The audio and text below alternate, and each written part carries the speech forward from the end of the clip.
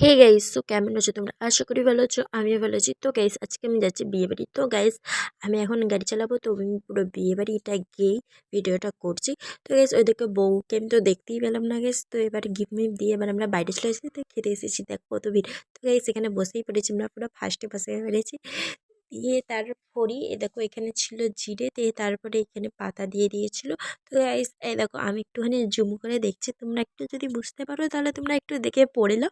আর যদিও নাও পারো আমি বলে দিচ্ছি। এই দেখো এখানে হলো চিকেন সাটে, তারপরেই ছিল নান বলে একটা তরকারি ছিল, মানে হচ্ছে মটরের, তারপরে সালাড ছিল, তারপরে ছিল বিরিয়ানি। তো আব্বু বিরিয়ানি খাই না বলে সাদা ভাত নিয়েছিল, তো আমরা বিরিয়ানি খেলাম। তারপরে চাটনি পাঁপড় ছিল, তারপরে এই যে রসমালাই ছিল, তারপরে অনেক মিষ্টি ছিল, বাট আমি এইটা ছাড়া আর কোনো খাই না।